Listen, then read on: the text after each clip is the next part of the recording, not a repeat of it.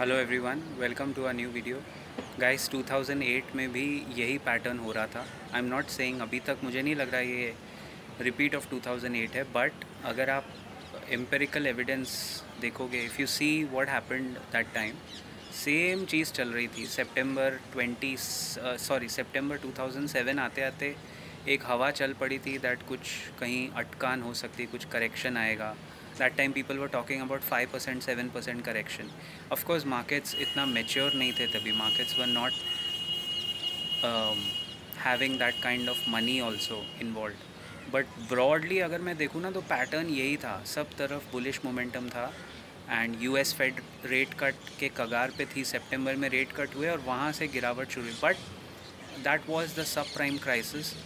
There is another crisis brewing in the US जो अभी बहुत कम लोगों को दिख रहा है। मैंने पहले भी एक वीडियो में बात किया था आपको। Now this is the crisis of the a lot of the money which has been taken when the rates were very low, उसका payment due है 2025 में। and most of this money is by real estate again in the US. Whenever US real estate talks about money taken on ब्याज, it is a red signal. and again it is real estate here that we are talking about.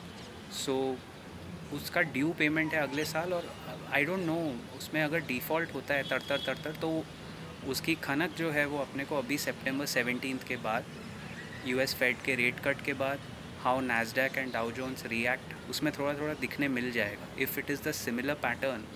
क्योंकि US का debt बहुत बढ़ चुका है, it is grossly leveraged, the entire economy of the US, पूरा उनका GDP ठीक है, लेकिन जो कंट्री की पूरी अर्थव्यवस्था है वही कर्जा ले लेके डेट में है, फंसे बचे हुए इसलिए वो लोग, because the debt is in US dollars and dollar is still the reserve currency. But यहाँ आके एक इंटरेस्टिंग पहलू जुड़ जाता है इस जिक्सॉ पजल में। If Donald Trump wins, it will be catastrophic for the US dollar. आप मान के चलो कि if Trump comes to power, bitcoin will really grow from here.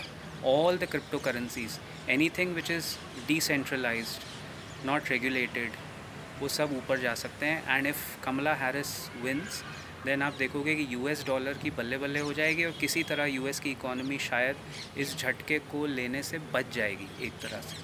तो हम ये नहीं बोल सकते कि ये जीते या वो जीते, but from a global financial impact, anybody who comes, I think this time, because of algorithms and a lot of more systems in place, even if a correction comes broadly in January 2025, it will be well thought out and well priced in. ज़्यादा कुछ झटका नहीं लगेगा, but you cannot take anything for granted.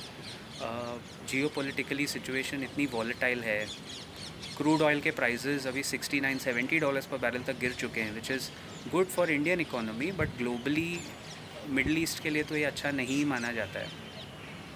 तो बहुत सारी ऐसी चीज़ें हैं जिससे लगता है कि somewhere something, lot of moving parts, something might tank, but we have to be prepared from both sides, as I said in my live session as well.